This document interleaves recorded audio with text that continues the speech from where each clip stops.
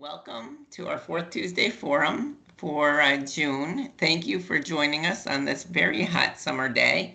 I hope you're somewhere cool, and I know that we have a really cool agenda for today. How's that for a segue? Remote supports in my home and community. We're really excited about today's presentations and the information that we have to share because there's been a ton happening in the whole area of remote supports. So if it's a topic that's new to you, buckle in, you're going to learn a lot. And if you've been following the evolution of remote supports over the last couple of years, I think you'll be really excited to hear about some of the new advances, and we expect that the year ahead is going to really explode as far as remote supports go. We are recording today's session, and the forum will be available on our website within the next week or so. We do that because sometimes there are people who want to attend that are not able to, and that way they have the access to the forum at any time in the future. And one of the really cool things is that we're finding that people go back to these forums time and time again. And so they've become a nice resource for people to tap into. We're going to go through our presentations as we typically do. We'll hold questions until the end.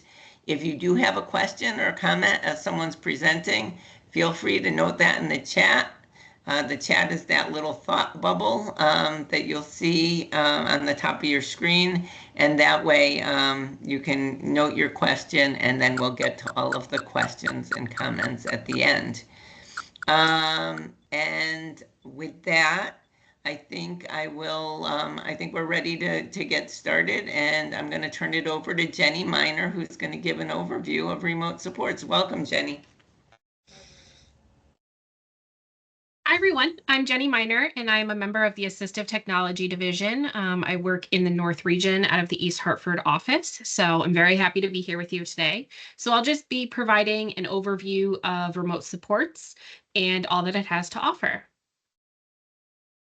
So as you can see here for our agenda, we have the overview. We'll be showing the ever exciting remote support step video, which we're all looking forward to. And then we have the remote supports notice of opportunity, and the provider awardees will speak, and then we'll mention the respite center tours. So remote supports as a service type for individuals with intellectual disabilities has been on the rise in recent years. The COVID-19 pandemic both strengthened the need for remote supports and demonstrated its benefits for all, including individuals, families, and providers. This brought to light the benefits of remote supports, which include improved accessibility, promoting independence, and ensuring continuous care, which are all crucial factors in the well-being of people with intellectual disability. Next slide, please.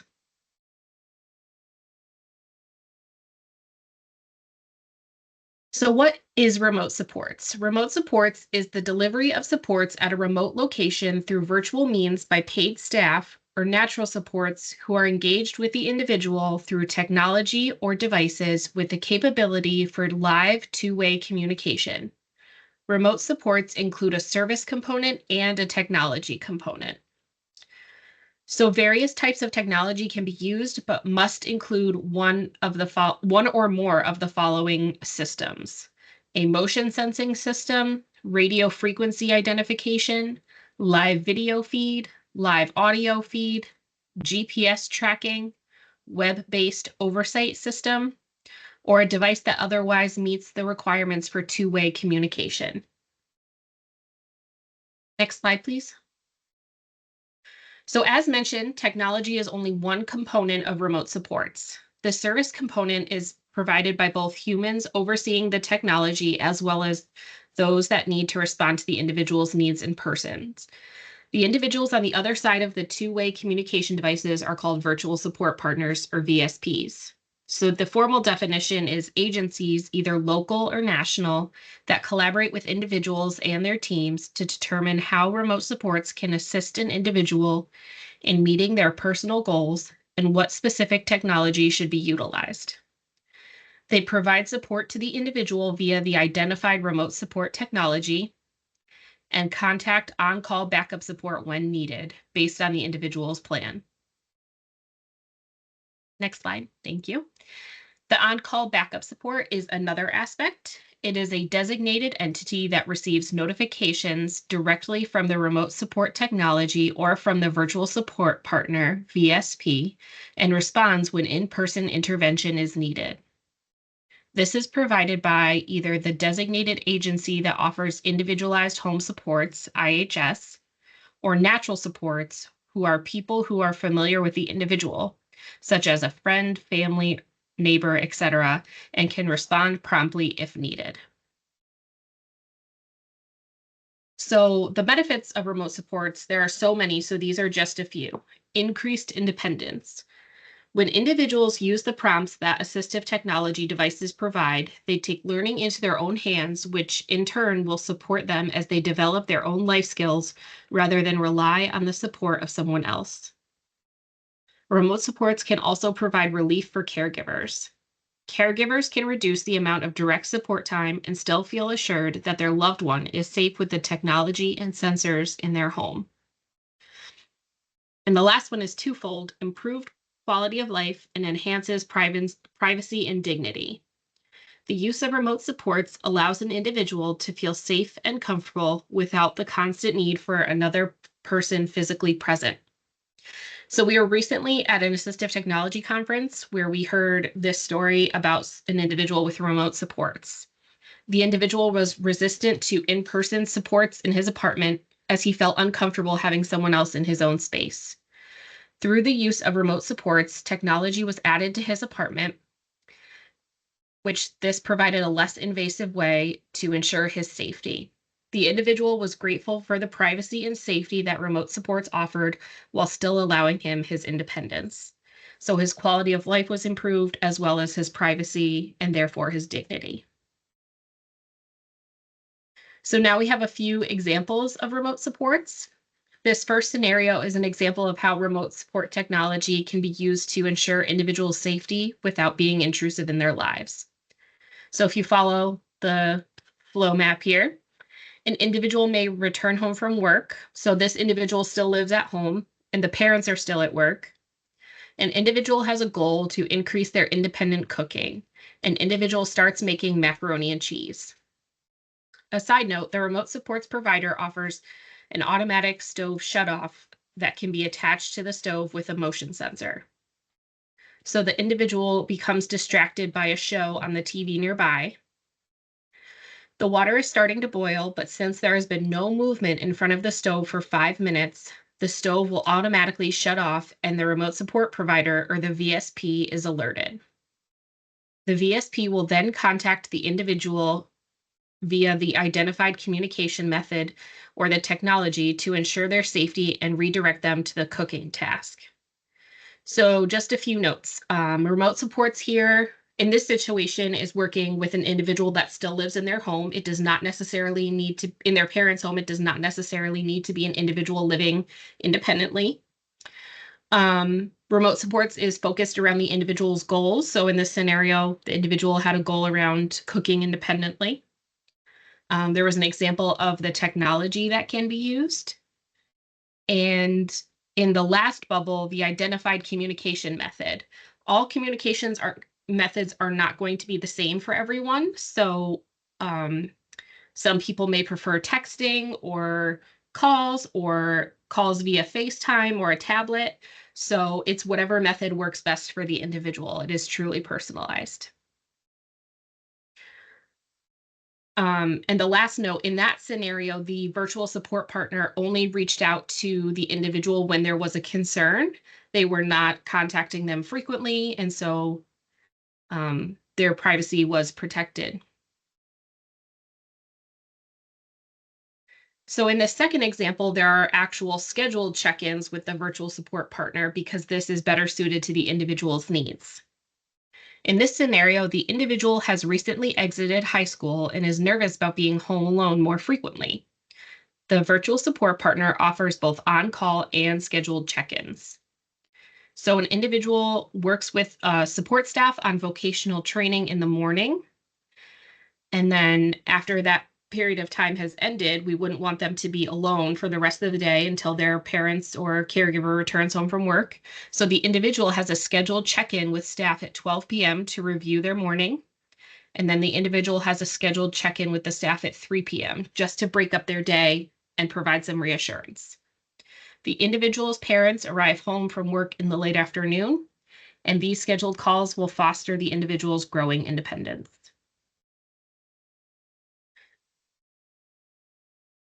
So before we get that, we are going to jump to the remote support step video, but I just want to give a little brief overview of it. So those were just a few hypothetical examples that I shared. Today, we're really lucky to debut the remote support step video. We are very grateful that April Lambert, who receives services through the ARC of Eastern Connecticut, was willing to share her experiences with remote supports. April was unable to be here today due to prior commitments. You may recognize her from other DDS Fourth Tuesday forums. So just a bit of her story, April transitioned from a 24-hour setting to her own apartment with IHS supports. By using the remote supports and assistive technology that was determined to be appropriate for her, she is able to live independently and continue to participate in her preferred activities. April is very happy in her apartment and feels safe knowing that she has staff and assistance available to her when she needs it and freedom when she doesn't. Thanks, Jenny. I want to share also that this video is being debuted for this audience, so you are the first people to see this video.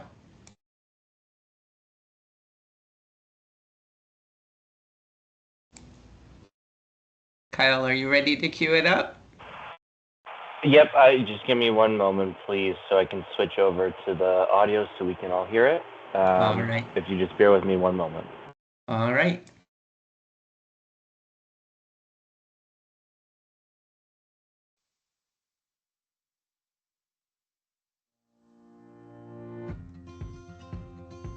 I like living here because I can have a cat and I have more space. I cook by myself. I clean my apartment by myself. I do laundry by myself. I feel really independent. I have more freedom. April lived in one of our residential group homes for many years, and it was always one of her goals that one day she would like to move out. When I first met her, she was very shy, very nervous, and wasn't sure on how this would look like for her. So just seeing her growing and being successful where she's at, it's a big deal for her. I like Michelle. She's really nice. She's a good person. I usually call her or text her on my phone. She will talk to me or she will come and see me. With the remote supports, we're able to have a two-way conversation and check in without actually being in person. I get an alert on one of our devices and I give April a call. What's going on? Do you need help? Do I need to be there? She has motion sensors on her doors, her windows. She also has a panic button. She could hit it and it'll alert us. She has installed a panel, which it looks like a security system. And with that, there's different devices attached to that. So if there's an alert or something doesn't seem right, it would give us a call instead of calling EMS. There's a little pendant where if she's out in the community, if she doesn't have access to her cell phone, she can hit the button and call us if she needs some help. Assistive technology is any type of device that would help promote or support independence. So it can be something simple like as Alexa, which would remind you to do something. Or it can be a pill box where it would alert you to take your medicine. Or you know how to cook, but sometimes you forget that I need to watch the stove, or maybe it's a little too hot. So that kind of device will help you remember or alert you or turn off so that you're not having a hazard. I feel safe living in this apartment. I go to work 9:30 to 1:30. I bag groceries. I push carriages. I like my job is because I can meet new people. I love going to the gym and I love playing games with my boyfriend Austin. Yes, my friend Austin.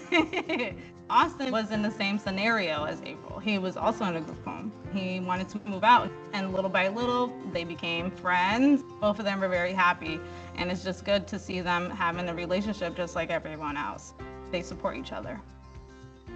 Who do you like better, your cat or your boyfriend? My cat. My boyfriend. He just changed it. I like both of them. April is somebody that you would think, would she be able to be here? And she is. And she's very successful. She's making a big difference for everybody else to show that she can do this and you can do this. Just because you have a disability doesn't mean that you have to stay with your family or you have to be in a group home. You can be independent just like everyone else.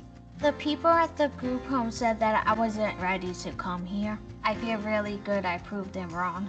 I am ready to be home by myself. It makes me feel really proud.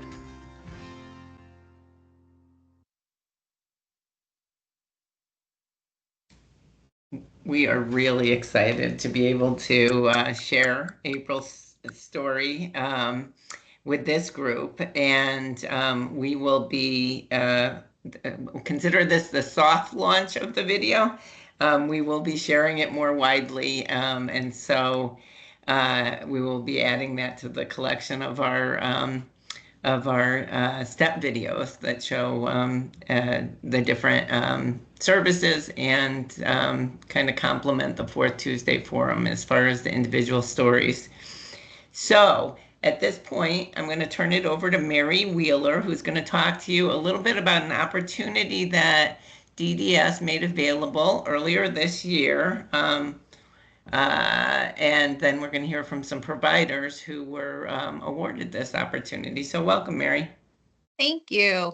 Before I jump into what I'm going to discuss, I'm seeing something in the chat about April, and I'm wondering, just to kind of celebrate April and her debut of this video, if people who know April or want to cheer her on, just leave some comments in the chat and we can get those to her. I'm sure that would totally fill her cup, and she would love that. So, okay, so remote support's notice of opportunity for providers. So back in late January, DDS put out what we call a notice of opportunity, or NOO, to qualify providers of in-home supports and remote supports in Connecticut. And so this NOO allowed providers to apply for this funding to kind of enhance any remote supports programming that they currently had, or create a remote supports program within their organization. And so we're so pleased to share that 5 providers within the state were awarded this funding. So Dungarvan, Connecticut, Midstate ARC, HARC, Mark of Manchester, and CCARC. And so rather than me kind of tell you, snippets of what these providers are doing with this wonderful initiative, we thought that we would invite them on today to kind of speak for themselves and on behalf of their organizations. So we have 4 of the 5 providers who were awarded this funding here today. And so I'm going to introduce Melissa Mascari from Dungarvan to join us. And just a reminder to everyone, I'm sure a lot of questions and thoughts are going to come up about this. If we could just hold off on the questions until the end when all the presenters are done, that would be most appreciated. Melissa? Thank you very much. So hello, everybody. My name is Melissa Mascari. I'm here with Dungarvan in Connecticut. And we were one of the recipients of the remote support notice of opportunity. At Dungarvan, we've been utilizing technology as a means of kind of supporting folks for a while now. And this, the opportunity for to launch our remote supports initiative in our call center is now more of a reality because of this opportunity. So we are utilizing the funds to build our own kind of call/response center here in state. It'll be physically located in Wallingford, and we will be able to provide support statewide, maybe with the goal eventually being nationwide, to individuals who wish to live more independently in their homes and in their community, but still require a little bit of support. Every individual that we work with will have an individualized response plan or remote support plan. It will include the technology that we're going to utilize in the home, whether it's cameras, tablets, motion sensors, water sensors, panic buttons. There's so much technology out there, it can get very overwhelming for people. So we're hoping that we can help bridge that gap a little bit and help people feel a little bit more safe and comfortable with living a bit more independently. If people have questions for us, that would be great. We can put our information in the chat. If people have questions about us specifically, what kind of services we'll be providing, feel free to reach out. I have no problem answering questions. I know we'll have some folks down at, there's a provider fair tomorrow, the West region, that we're going to have some people at. Should be able to also field questions. I'm excited to get this up and running. Our goal is to have it up and running by the 1st, which we're still on target for. So we look forward to working with folks. Thanks, Melissa. Oh, that's July 1st? Yep. Terrific. And do you have folks that you've identified, that your agency has identified at this point? Yes, some of them are already using some level of technology that we implemented with the STEP program, with moving folks out of the 24-hour into their own apartments. We have successfully transitioned, I think, 9 individuals. And some of those plans also incorporated the use of some technology, and whether they were help with medication, reminders, being able, most of our guys had cell phones. Some of them went through the training and received cell phones. So they're excited to learn how those work.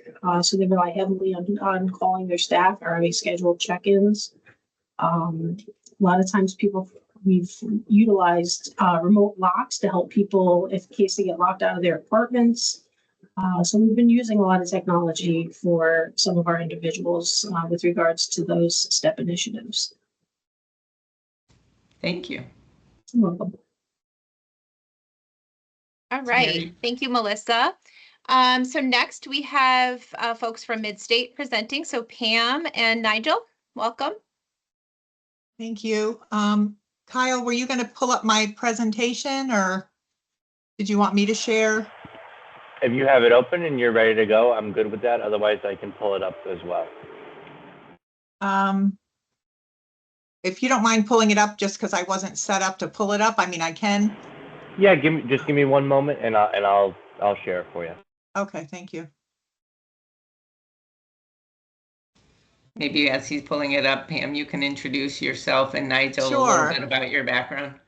Sure, Nigel. I don't, if you want to put your camera on, that would be great. So I'm Pam Fields. I'm the CEO at Midstate ARC and Living Without Limits. And Nigel is here. He is our manager of remote supports and our command center.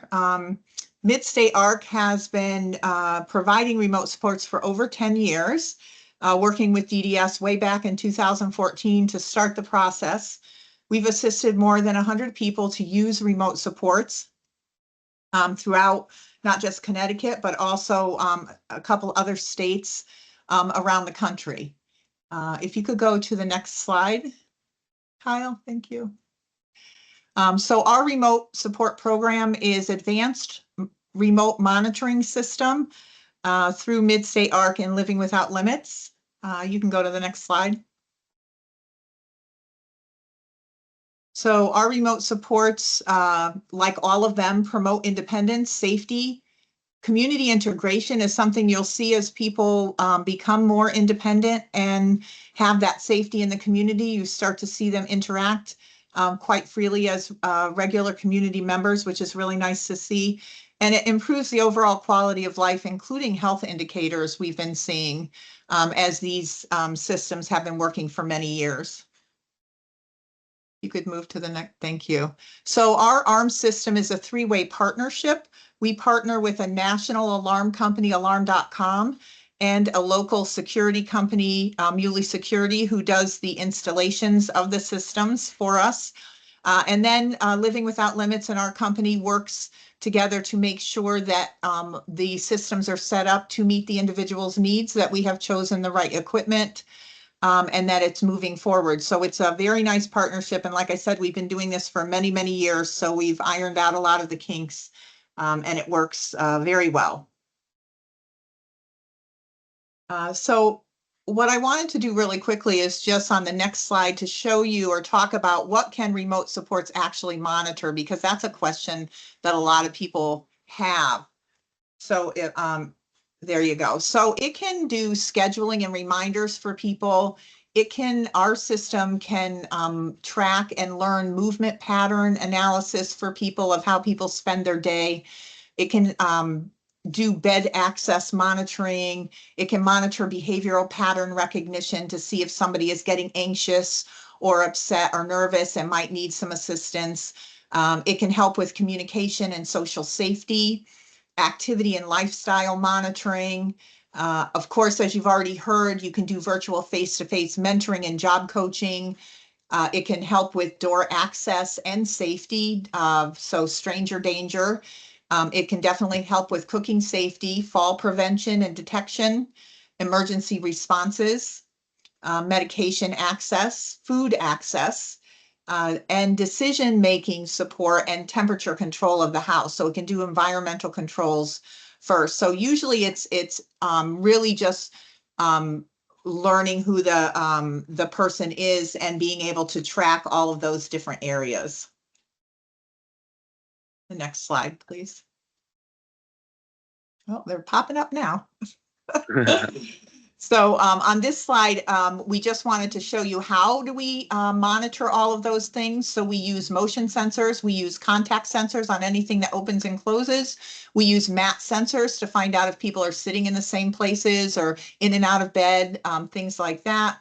Environmental control to control temperatures, and maybe also to do sun setting. So if somebody has trouble maybe getting ready for bed or getting up in the morning, you can set the controls of the house to the blinds open and the lights go on, and maybe some music plays to get people moving. And at night, the blinds close and the lights go off, and it's a little quieter and gets people ready for bed. There are cameras that you can use. We don't usually use cameras inside the house at all, besides our virtual two-way and our video doorbells, but we do have used them outside for people with their packages and their pets. They've asked for cameras on the outside so that they're not going out at night to check a noise that they've heard. Buttons and pendants for falls and emergencies, automatic door locks and video doorbells, and of course your two-way communication. So those are just some of the ways that the remote monitoring systems can monitor people. And on the next slide, you'll see that our system is a little different because we have artificial intelligence. So one thing that our system does is it learns the person's movement, and it after 2 weeks, it knows the person's routine. It knows when they go to work and when they're in and out of their house, when they're getting into bed, when they're getting out of bed, what their patterns are at night, like how many times they're getting up to go to the bathroom, so that all of a sudden, if they're up wandering around in the middle of the night, that's unusual. So somebody could get an alert saying you might want to check in, or if somebody's getting really anxious, they may be in and out of their food cabinets, and the system can say that's a little different. They're accessing their food cabinets a lot more, they're pacing around their house, so somebody might want to just call in and check. So the artificial intelligence of our system is one of the high points, and it really helps monitor the person's movements throughout their life and lets the caregiver and family knows when something's not quite right. So we do have our command center. It opened on June 2nd. It is located in Meriden, Connecticut. It can monitor and support the person and send the agency or family daily reports and information, or contact them if somebody needs to go into the house. With our system, we can also allow the family or the agency to receive their own alerts. So if they want to also monitor the person, they can do that with our system. Our command center is staffed with employees who have backgrounds in the field of intellectual disabilities. They are highly trained on the procedure and protocols and operations, and on the needs and concerns of the person and their expected responses that need to occur. So how the system works is pretty easy. The family decides what needs to be monitored and why. Specific technologies are installed to address those needs. Protocols are put in place to guide the VSPs on what they are monitoring and how they are to respond to each alert. Quality monitoring is done by the VSPs, but also quality monitors who are checking the systems to make sure they are correct and that the VSPs are responding in the way that is that they are directed to respond. Reports are produced as needed for the team and the family, and then the system is adjusted as needed. You either need maybe some more sensors, maybe less sensors, maybe different times. So the system really grows with them. And then the last thing I wanted to just add is that on the next slide is that there are other pieces of technology that you can add to remote monitoring systems to help monitor. Kyle, if you, there you go, thank you. So you can do microwave safety. If somebody's having trouble closing their door and they keep leaving the door open, you can put an automatic door closure on the door so that the door automatically closes if the person doesn't know how to do that. A lot of times we create dependence for people, not purposely, but we do it by being so helpful, and then they don't think they need to close the door because they've never had to close it before. Somebody always closed it for them. So little things like that can be put in place to help. And that is my presentation. On the next slide, you can get a quick picture, and that's the team. That's me, Pam, our Director of Community Integration, Kat Wood, and Nigel Cooper, who manages the ARM system and the command center. And thank you very much for your time.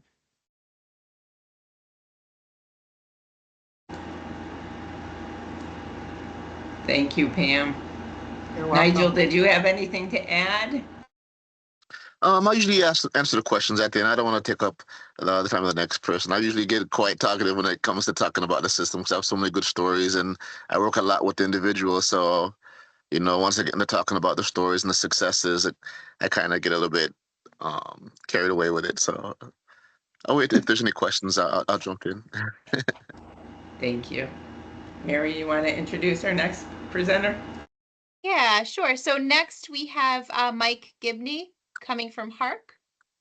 Hello, everybody. Kyle, I can share my screen if it's not a problem. That's good by me. Go for it. All right, thanks.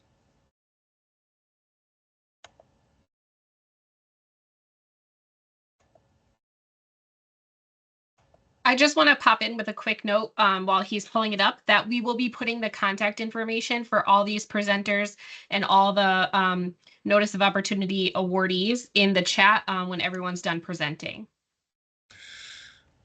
On second thought, Kyle, why don't you pull it up? No problem. One moment. We went through this yesterday, Jenny, right?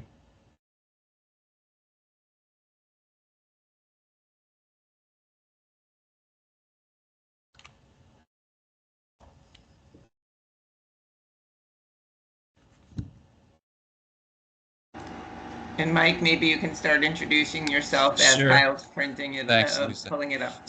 So my name is, just 1 minute. My name is Mike Gibney. I'm the Senior Director of Remote Supports for HARC, the Hartford ARC. And so we have embarked on this mission through our NOO to create a remote call center here at the 900 Asylum Street facility in Hartford.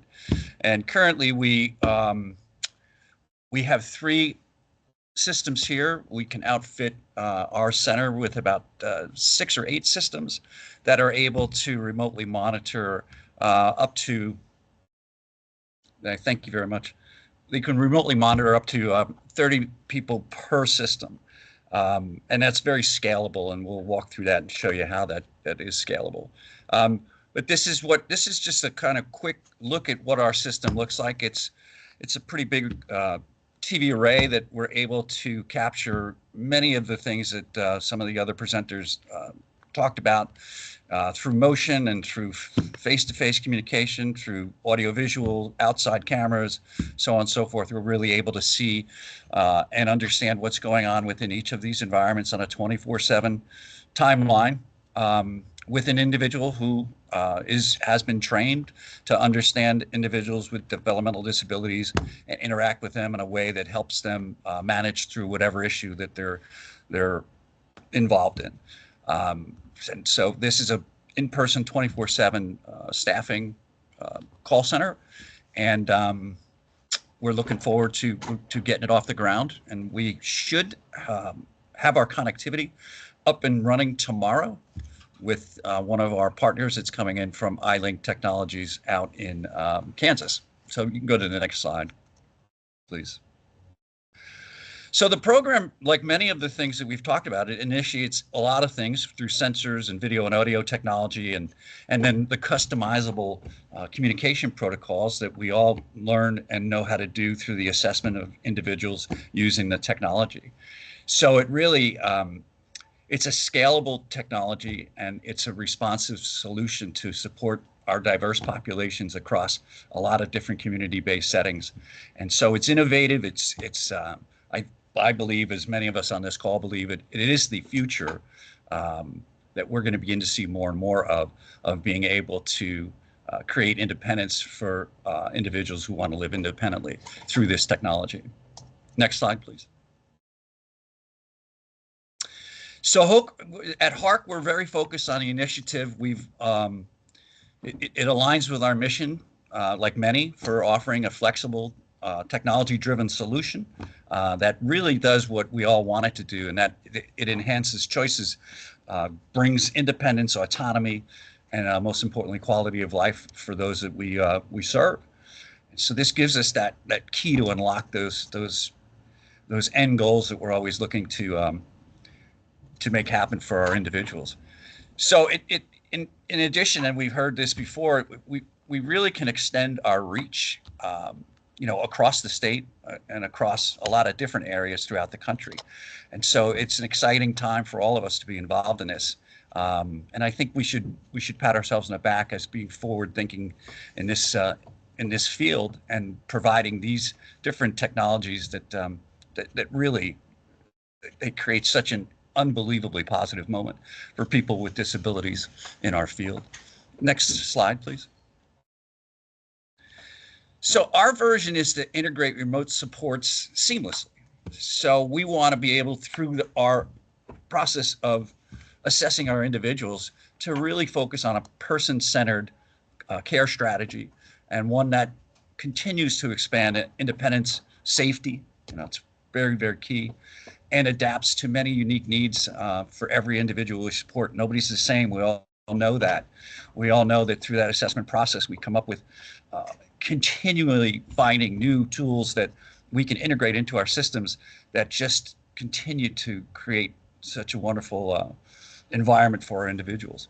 So we want to grow. We aim to refine the use of our technology. We're constantly looking for new tools to integrate into our systems, and obviously following the need for respect, privacy for our individuals. Next slide, please. So how many individuals will we serve? We're year one projection is to serve between 80 and 100 individuals in this facility right here in Hartford. And the program it's targeted to those who live in their own environments. We currently have 3 apartments that we should be up online by Friday with our technology into those apartments. People who live in a family home, and they want to strive towards this independence, and hopefully move them into their own independent living environment. Community companion homes, we have the capacity to work with them. A lot of other settings, and we're always looking for new settings with each new individual that we bring the technology to. Next slide, please. So through Marion Least, who is our CEO, and myself, we're beginning to outfit with personnel and obviously with our equipment that's here already, and our connectivity process, which hopefully will be done by the end of the week, so that we can turnkey this effort and begin just creating just a great environment for our individuals. Thanks a lot. Thank you so much, Mike. All right, and finally, we have Alex from Mark of Manchester, along with Jessica Dager from Safe and Home, to talk about what they have going on over at Mark.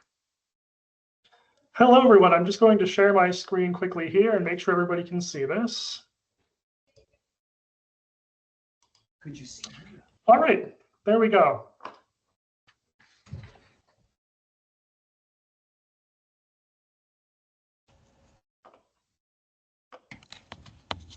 All right, can everybody see that okay?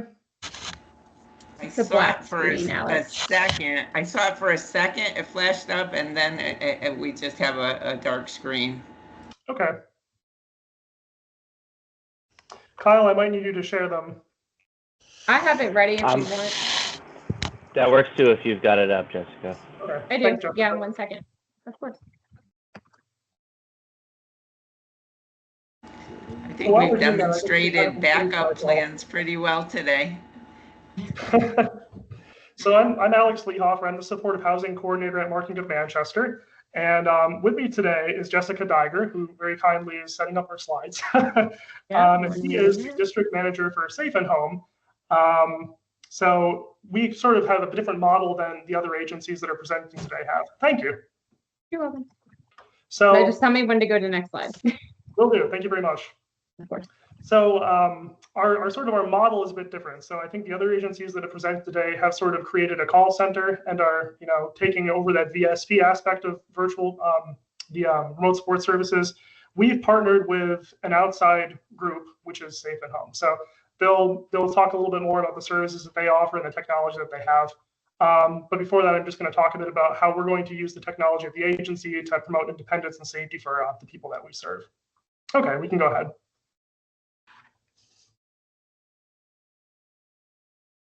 A little bit about Marking of Manchester. We're based in Manchester, as our name indicates, and we serve about 300 individuals from 30-ish towns in the greater Hartford area. And we have quite a variety of different programs here that we offer. The programs we're really going to be utilizing remote supports in would be IHS, obviously. And we also have supportive housing coming down the road, which I'll talk more about. We have a unique program also called the Independent Living Center, which we'll talk about in more detail, where we'll be using remote supports. So we're excited. It's going to help us to promote independence with our guys. So the reasoning why we kind of got into this, when we heard about the notice of opportunity, we were very excited. We realized immediately that the impact that this service could have on the people that we serve. So the people that we currently serve, we have about 30 individuals that are receiving IHS services. Most of those individuals are out, you know, on their own, living independently. Others, I think 5 or 6 are currently at the family home still. But a lot of those individuals, there is some application for this for them that can help them be more independent. So sort of traditionally, the 2 areas where we see this could be useful, we have younger people, people that are transitioning out of the family home for the first time.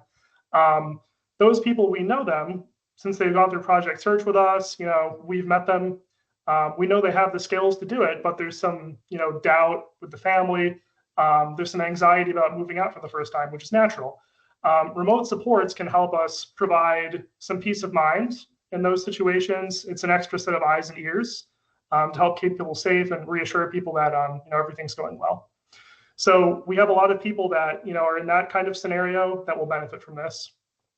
On the other side of that, we have a number of individuals that we've been supporting with IHS for many years. Individuals who have been growing older recently. We have one individual in particular whose mobility has decreased, and they have issues sort of transferring from bed to wheelchair and things like that. So the concern with people in that scenario is, you know, what if they fall? How would we know? It becomes difficult to live independently when those sorts of issues begin to arise. Now, remote supports allow us to keep people, you know, they can stay in their home for longer and be independent for longer, helps people to age in place. So we have kind of 2 scenarios in our IHS settings where this is going to be great. And we're hoping to start with about 10 people in our current IHS program to get them on remote supports. You can go to the next slide. Right, so I kind of touched on this earlier. Our plan, our service model is a little bit different. We're partnering with Safe and Home, who's our virtual support partner. So each organization has sort of different responsibilities. So Safe and Home is kind of the call center, if you will, for people that are on the call that aren't super familiar with remote supports.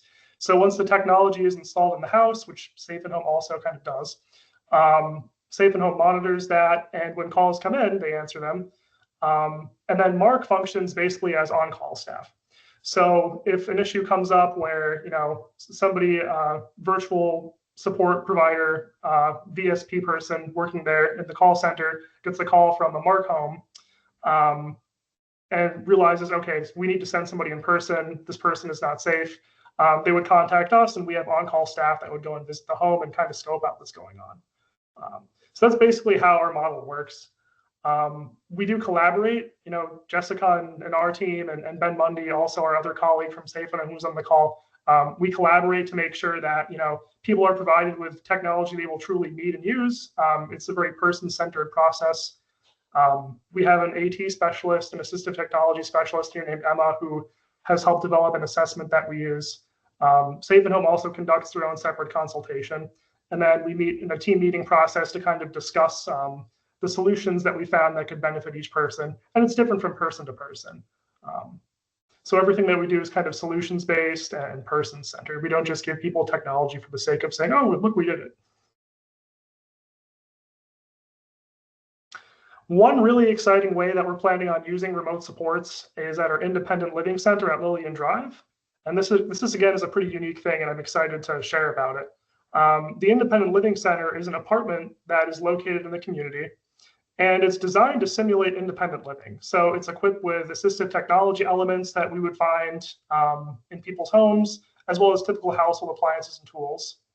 And the idea behind the Independent Living Center is that it prepares individuals to live independently, hopefully later on down the line in the supportive housing project that we have in the wings. It should be ready around 2027, and we'll have apartments for 13 individuals. So we're using the Independent Living Center to provide training and help identify individuals that might be able to go and live out on their own, particularly in the supportive housing setting on Deming Street.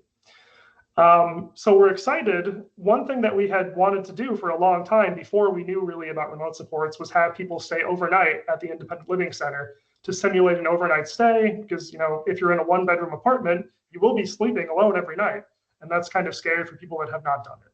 So remote supports will help us make overnight stays at the Independent Living Center authentic and more realistic, and it will allow individuals to practice, using the technology they'll have available to them later on. So they're kind of set up once they transition into supportive housing or their own apartment. They'll know all the tools that they have available. They'll have experience using the assistive technology, and they'll be somewhat familiar with remote supports. So really our vision for the future, of course, we talked about the supportive housing project we have coming up. That'll be great. 13 people will be living independently, which we're extremely excited about. So that's a big thing for us. Opportunities for education on remote supports for families and individuals at the Independent Living Center. So once that technology is set up, probably first or second week of July, we'll be able to start showing individuals what remote supports actually are. What does the technology look like? We can do a demo call and show people how it works, which is great. And I think that'll help drive interest in the service too. And then lastly, this is far, far in the future, but one day it might be interesting to even explore use of remote supports in employment settings. That's on the horizon, but it's something that would be an interesting thing to explore for sure. So without further ado, I'll turn it over to Jessica Deiger, and she can tell you a little bit more about Safe and Home and all they offer. Awesome. Thank you, Alex. All right. Hi, everybody. I'm Jessica Dagger with Safe and Home. I'm really excited that we have the opportunity to be here today and to be partnered with Mark. So with this slide, I just wanted to start by just sharing how impactful remote supports has truly become. We're now supporting thousands of individuals across the country, and collectively that adds up to millions of real person-centered support and hours. It's not just like Alex was saying, it's not just about the technology, it's truly about the people. Providing them with consistent, reliable support that they need to live fuller, more independent lives. So I always like to begin with this map because it truly gives like a powerful visual of where we are today with remote supports and Safe and Home. So these are the states that we are actively providing services in. So from California all the way up to Connecticut, and several places in between. We're really walking alongside people as they are building the lives that they choose to live. And so it really is truly about representing, the growing trust that we have with the teams, with the states, with the families, the trust that they have placed in us. So with over 1 million check-ins and 24/7 availability, our dedicated remote supports team, we're here every day, 24/7, to be able to provide that safe, respectable, and dependable support. And we're just really excited to be able to share what we've learned and how we can help. So we like to look at remote supports very similarly to having a DSP in the home because they both play critical roles in supporting individuals and they both deliver that support in different ways. So what I want to emphasize with this is that remote supports is not a replacement for DSPs. We simply can't come into the home and provide that support, every single day, but instead it's a different method of delivering many of the same services. We go through so many of the exact same trainings that a DSP also can go through. They also do go through. So remote supports can effectively meet a wide range of needs, just like in-person support can. It's the least restrictive option. It allows individuals for voice and choice. And it also does make space for privacy as well. So especially in times when staffing is stretched or individuals are requesting more privacy or independence or saying that, I don't want to go with my roommate to his appointment. I'd rather stay home and watch my favorite TV show that's getting ready to come on at 4 o'clock. Remote supports can offer that. We offer that flexible, reliable option to ensure that support is still there. It's just going to be delivered a little bit differently. So this slide really shows a quick representation of how remote supports is working together, maybe. I might have put a timer on this one by accident, so I'm not sure. Let's see why that just skipped ahead. Let me pause it. All right. Sorry about that. So remote supports combined with the use of our remote support staff in combination with the technology. The devices can either be installed in the home, like we see here, but they also can be worn out in the community by the individual. So these tools work together to send that real-time alerts to our remote support staff to be able to respond based off that individual's personalized support plan that we are building with them. And then very similar to like what Alex was saying, if we receive an alert where somebody, is in a type of distress or we're not able to get a hold of them, we follow that support plan. And that's when we would notify Mark or notify, the next step, the next person in their call tree to say that, hey, we're having a hard time getting a hold of them. Normally they never miss that 9 o'clock check-in. I just want to make sure that they're doing okay.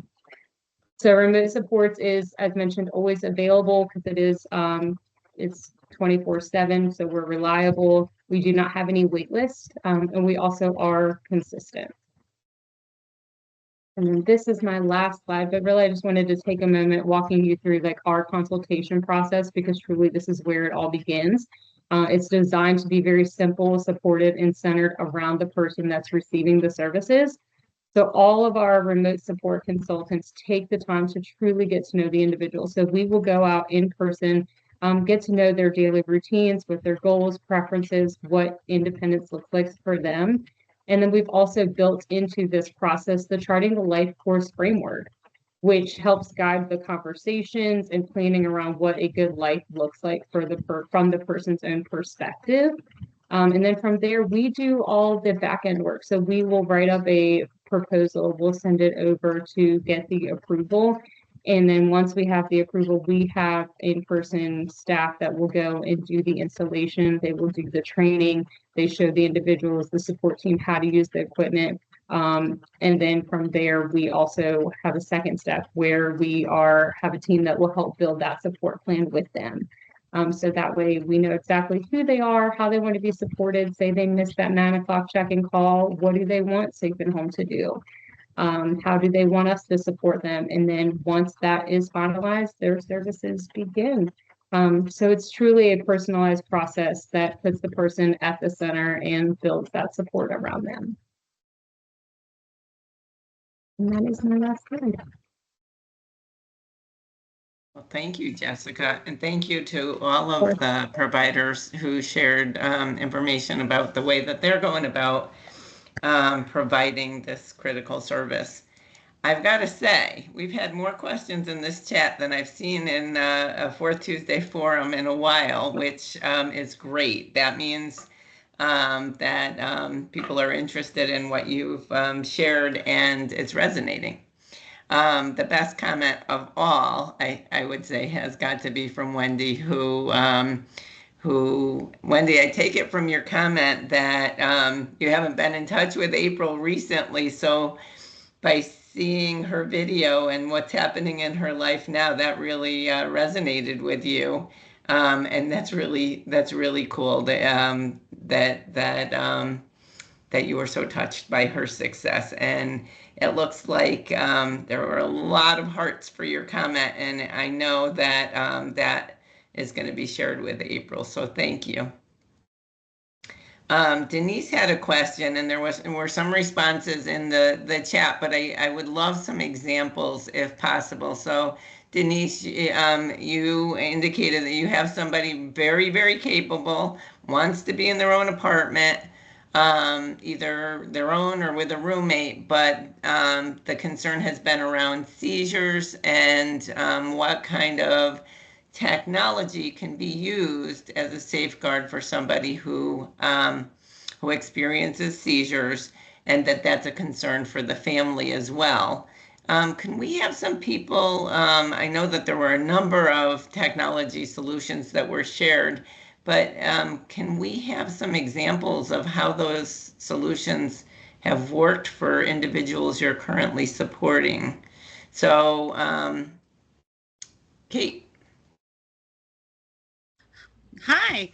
So we have an individual who just came back to his apartment after being in the hospital for an extended stay and then to a nursing facility for an extended stay because he had a really bad seizure episode. It was in status epilepticus, and they actually ended up having to induce a coma to pull him out of these seizures. So before he was able to come back to his apartment, we had some very similar concerns surrounding monitoring for seizures and safety and things of that nature. We discovered through the Apple Watch, they have an app called Seize Alarm, and we were able to get it funded through DDS. And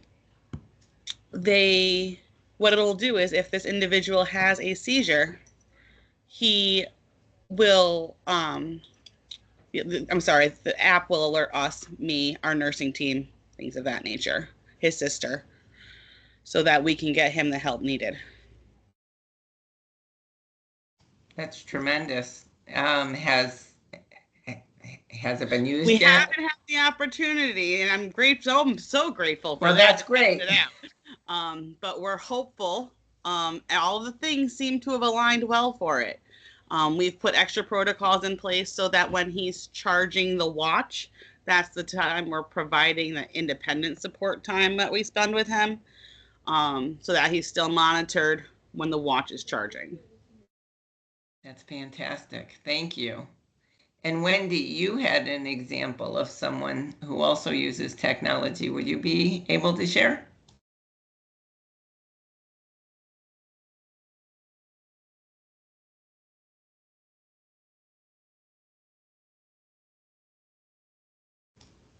Wendy might have had to drop off, but I'll share her comment that was in the chat.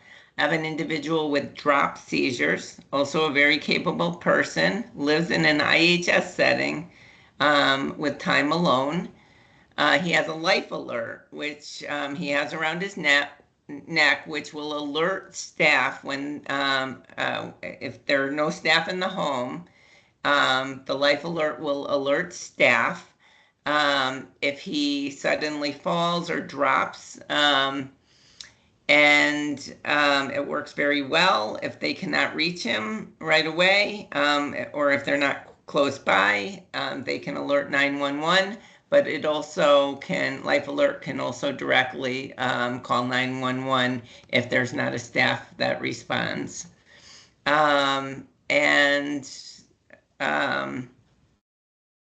I think this is Wendy as well.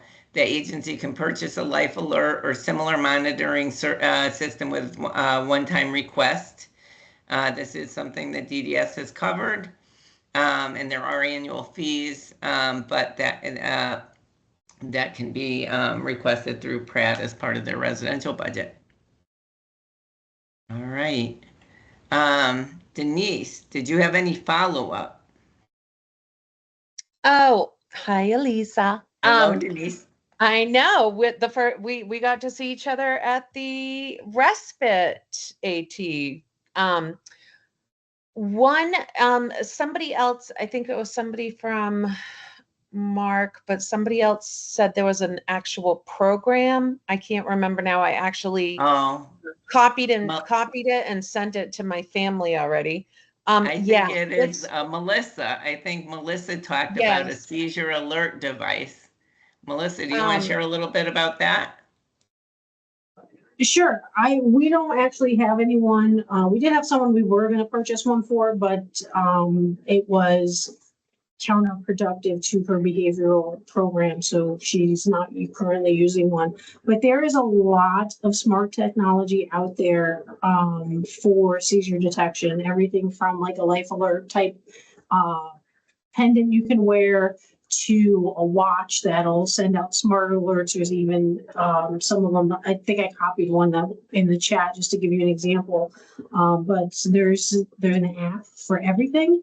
So there's also apps through the Apple Store. There's apps that you can get prescriptions. I was just reading somewhere, there's like a prescription coverage issue where you can get apps that are covered by insurance to do some seizure detection and seizure monitoring.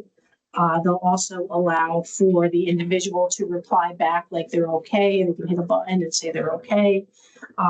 Just kind of shooting off the top of my head, most of, if we were going to implement something like this for remote supports, we may also incorporate some sort of two-way camera or audio, so that if we did get an alert that somebody was having a seizure, being able to communicate with that person, or being able to dispatch emergency services as soon as possible. But a lot of the devices out there will do that for you, or they'll notify like a call list. You literally just put in who you want to be notified in the event of, needing an alert. Yeah, it's so sad. This guy he's very high functioning. He drives, and for years we've been talking about, him being on his own, but he has tuberous sclerosis, which you never know, obviously, like when it's going to happen. He rarely has one, but when it is, it's usually large. And so the family obviously is really concerned about, what would happen. But I just hate to see him be limited, when we do have so much technology. But I did put in a T eval, and they said that they didn't have anything for, that. And I'm going to undermine what I'm trying to do here as far as growing my remote supports. But seriously, Google, look and see what's out there. I mean, that's what I did. And there's, if you're looking for something like very high tech to the point of like that somebody remotely can monitor. So like you can have, this watch goes off that it's alerting the police department that I'm having a seizure, but it's also going to unlock the front door within 5 minutes so that they can gain access to my apartment. So you can almost do anything as long as you're getting the right people involved in the conversation and the right technology. But if this is somebody where you just the family just wants an alert so they can call police, or the neighbor gets an alert so the neighbor can come over, an Apple Watch, if he wears a watch, like if he wears a Garmin watch, there's Garmin. Yeah, I'm pretty sure he does. Like, whatever kind of watch he wears, if it's a smartwatch, most likely there's an app for fall detection. It may not say seizure specific, but there would be an app for fall detection. But it also may do some other monitoring like pulse and things like that, oxygen levels. Thanks so much, Melissa. Thank you. Elisa, do you have any idea, or is this, I mean, I know when it comes to funding, it's, but is this the AT piece, is it going to be ongoing for the state, or is it is it a grant? AT was part of our service system prior to ARPA. It will continue to be part of our service system post ARPA. During the ARPA period, obviously we were able to, make quantum leaps, but yes, assistive technology is absolutely here to stay. And so Denise, I would reach out to Wendy or one of the providers here, or our assistive technology team, because there are a lot of people a lot of people that are living successfully who do have that type of seizure disorder, and that may be really, really reassuring to the family. Because I feel like our key is, you know, we've got to ensure health and safety, but I feel like just a huge part of what I do is affording everybody the dignity of risk. And absolutely, absolutely. And it also, you know, it can be incredibly, I think at the very beginning we said, remote supports isn't just for people who live in their own apartments. So this might be something that could be tried in the family home and, you know, build some experience and confidence. And so that that may be a possibility. Well, that was why, even though he's not in his own apartment yet, I was hoping that if they kind of took a look at what was going on in the home, that they could assess that piece and maybe, you know, like trial and error stuff and all that. So I guess I got to push harder, but you know, I don't have a problem with that. We have the right person on it. Annette, I see that Kate, your hand is up, but I think that may be a legacy hand. Thank you, guys. It was not meant to be up. I didn't even know how to put it back down. Okay, I thought so. Annette, you have a question? Hi, I do have a success story. We have a 78-year-old who lives in his family home. His cousin lives across the street, and he has a number of assistive technology that is enabling him to live at home. He has staff, but he also has alone time overnight. And so that allows her the peace of mind and him the independence to be able to live in his family home. So he has the video doorbell. He has an access code entry for staff. He has a bathroom water safety indicator, emergency plumbing alert button, emergency call button, the microwave fire suppression system, automated MedMinder, Alexa enabled reminders, motion detectors, and the medical alert fall watch. Because he has gout, so you know that could flare up at any time. And so, I mean, so far he's been good and pretty safe. And you know, his cousin, she's able to check in on him at any given time. That's a wonderful example. And for some people, having the natural supports nearby is a part of the equation. So the technology certainly can alert a provider, as we've heard in some of these examples, but can also alert a natural support, a family member or a neighbor. So that's a great example. Thank you. We have some other questions around Safe and Home.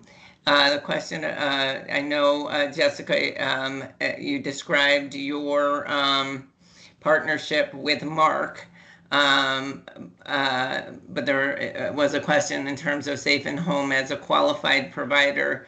Maybe you can talk a little bit about what Safe and Home is able to provide in Connecticut.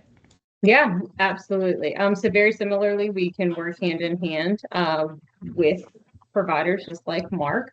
And then we also have worked with families. So I know that we were working very closely with the grad pilot program and working with several of those guys that came onto services. And so we worked with their support team.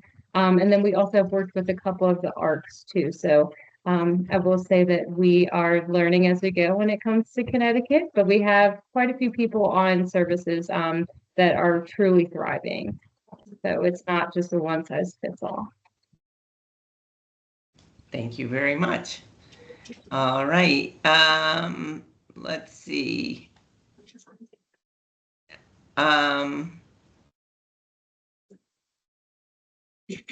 Oh, this is an interesting question. I don't know if anyone has experience with this, a coupling technology with service animals that might be able to detect changes in condition or detect auras for a person who has a seizure disorder. But that's an interesting concept. I don't know if we've had that experience at this point in Connecticut, but that's a very interesting thought. Does anyone, Jessica, in your experience, I know, Alex, you mentioned remote supports on the horizon with employment. I'm wondering if there is an example of someone who's using remote supports in an employment situation. Yeah, absolutely. So we do have quite a few, no one specifically in Connecticut at this time, but because we're across 17 different states, we do have people that are utilizing it for utilizing remote supports with employment. It's hard to say what that looks like because it's going to be so different for everyone. But we do have, like, I have an individual that we just met with, and she is one that when she is at work, she tends to maybe forget the task that's at hand. And so she'll reach out to remote supports and say, hey, what was it that I was supposed to do after I finished washing my hands or something like that. Then I also have somebody else that will reach out because they have gotten on the wrong bus before heading back home after their work day. And so they'll call remote supports to say, hey, remind me what bus I'm supposed to be on. Or when they call, we're able to have their GPS location depending on what device they're using. And we're able to then say, hey, I see exactly where you are, looking at the bus schedule with you. It looks like you are supposed to be going on bus B just like you would every other day. And so being able to support them and walk them through that. Thank you. And I'll add that I know that our employment and day support team is working closely with our assistive technology team to look at how remote supports can be offered in the employment arena. And we think that has the potential to be a real game changer in supporting people in their work. So we're looking forward to seeing other examples of that in Connecticut. There is a question about, for the providers who have presented, do you offer remote supports to individuals who are still underage and not yet funded by DDS? And would that be a private pay situation? Is that what this question is relating to?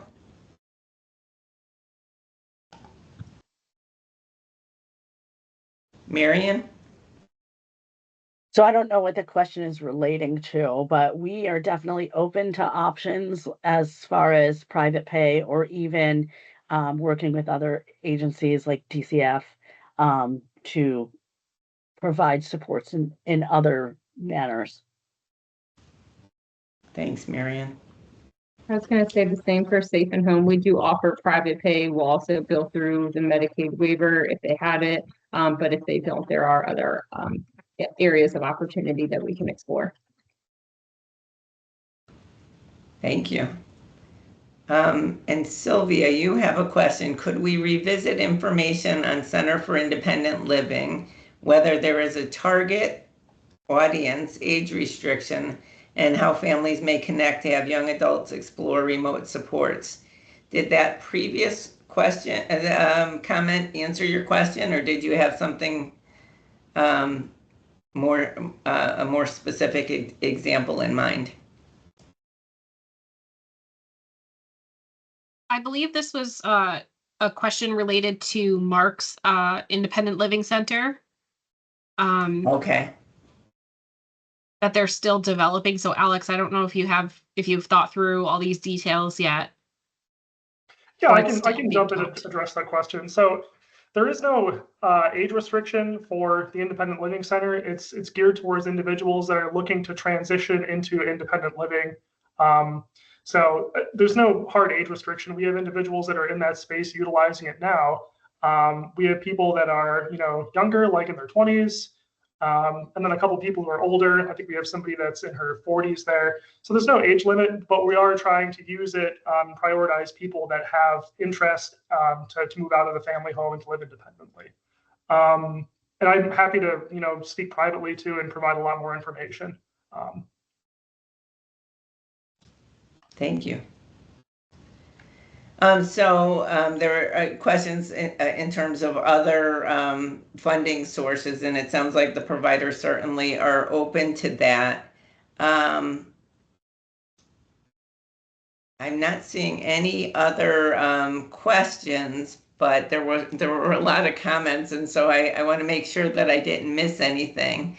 If anyone has an additional question, feel free to raise your hand. And as we're waiting, we'll wait a moment. I just want to thank today's presenters, members of our AT team who have been working really closely with the providers who presented today, but there are also other qualified providers that are providing this support. We have, as was stated, national providers, and we have local providers, and we're looking at this as a support not only in a person's home, but in the community and in the workplace. And so I think we've given a couple great examples of how that can be applied across different environments and how very customized it is. There's no recipe. We can't say this is what it looks like because it looks different for each and every person. Benjamin. Oddly enough, I was going to echo what you just said. One of the things that has been wonderful working with the state of Connecticut is how flexible and sort of out of the box people have been willing to be. Obviously, there are always frameworks that you have to work within, but whether it's trying to get to a turning 22 population so that you can get used to a new service while you're still at home and transitioning into adulthood, or finding something to really meet the needs of the individual. As long as we've been able to work with a case manager, everyone's been super supportive. So I think the one of my takeaways has been, just don't assume that there's not a solution. Come with an open mind and just have the conversation with as many people as you can, and you're likely to find what will fit the person that you're trying to take care of. Thank you so much.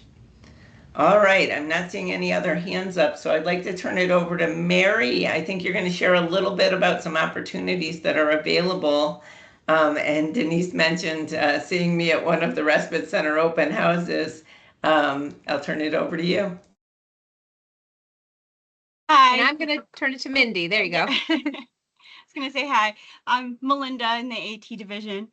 I know a lot of times when we're talking about remote supports, one of the first things we hear people really mention when they're dipping their toes in the water is that they are just very unsure, very timid still around technology and what the AT looks like, what it's going to be like in their home, what it's going to feel like.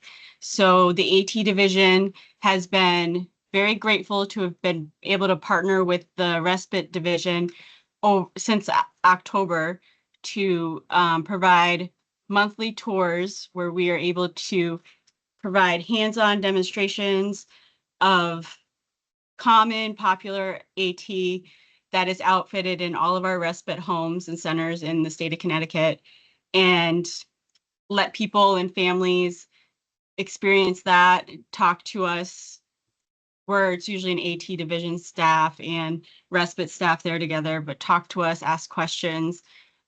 Each one of the tours, they've always been very productive. We find a lot of times family members don't realize that these options are out there, don't understand how simple sometimes technology can be for them and how helpful it could be. So they're a great resource. We are scheduled up through October. Our next one is July 16th at our New Haven Respite Center. And then following that in August, we're in Torrington. In September, we'll be in Putnam. In October, we are going to close out this series with the Lower Fairfield Center. So if you have any families or anybody who's just not quite sure, it's a great opportunity to kind of experience hands-on what some of the technology and tools that people are using for remote supports look like in a home setting. Thanks so much, Mindy. And this would be a great opportunity to have a dedicated conversation with a member of our AT team around brainstorming what might be possible when we set up these respite centers as comprehensive smart homes. There's just technology in each and every room. It was with the idea that people could go experience what might be possible and figure out what might work for them. And then as we've opened the respite centers as demo centers with a member of our respite team and a member of our AT team, it's allowed individuals and families who to learn more about respite, which is a great benefit, but also to, just kind of brainstorm, like, this is what I'm trying to figure out. This is what I'm looking for help with. And so even if it's not a device that's in the respite center, you have somebody there that has the expertise to help brainstorm and come up with some potential solutions. And Kyle put in the chat a link if you're interested in attending one of these open houses. There's a form that you can fill out. You can list which of the open houses that you're interested in going to. If you can't attend one and would like a virtual tour, that's possible as well. And if you have something specific that you're interested in, something that you'd like to talk about during the tour, you put that in there and we'll make sure that we're prepared to hit on any topic of interest. All right. I think that winds up our forum for today. Again, I want to thank our presenters. I want to make sure that we're acknowledging April, who couldn't be with us here today, and all the love she received in the chat, because I think by sharing her story, especially having come from a 24-hour setting and now living independently in her own apartment, it really shows what this technology is capable of. And I want to thank everybody for attending. As we near 100 degrees today. To have all of you joining us here today is really something special. So thank you so much. I hope everyone has a great afternoon.